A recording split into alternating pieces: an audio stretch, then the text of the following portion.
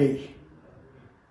এই ব্যবস্থা অব্যবস্থার বিরুদ্ধে ধর্মনগর সমস্ত অংশের মানুষকে সাথে নিয়ে আমি সেখানে লড়াই সংগ্রাম সংগঠিত করব এবং ধর্মনগরে এই বিষয়গুলো যুব সমাজ আজকে দিশাহারা, যুব সমাজের সামনে ভবিষ্যৎ অন্ধকার।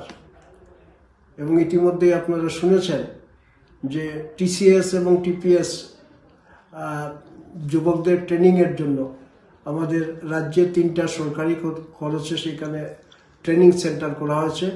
আমাদের ধর্মনগরে এটা করা হয়নি, অথচ ত্রিপুরা রাজ্যের মুখে বলা হয় 2য় বৃহত্তম শহর হচ্ছে আমাদের ধর্মনগর। এই ধর্মনগর বঞ্চিত।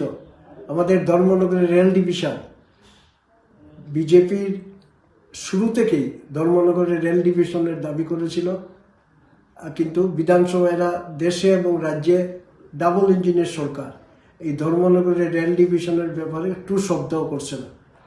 ধর্মনগরের মানুষের প্রতি আমার বিশ্বাস আছে। ধর্মনগর মানুষ আমাকে বারবার আশীর্বাদ করেছেন। ধর্মনগরের মানুষের এই আশীর্বাদে আমি ঋণী।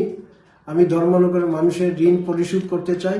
এই ঋণ পরিশোধ করার জন্য ধর্মনগরের মানুষ, আমার বিশ্বাস, দুহাত ভরে জাতীয় কংগ্রেসকে আমাকে আশীর্বাদ করবেন, ধর্মনগরের মানুষকে সেবা করার সুযোগ করে দেবেন।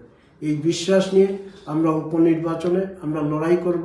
ধর্মনগরের সকল অংশের, ধর্ম বর্ণ সকল অংশের মানুষকে নিয়ে এই উপনির্বাচনে আমরা লড়াই করব এবং আমার বিশ্বাস ধর্মনগর মানুষ গেল নির্বাচনেও আমাকে দুহাত ভরে আশীর্বাদ করেছেন।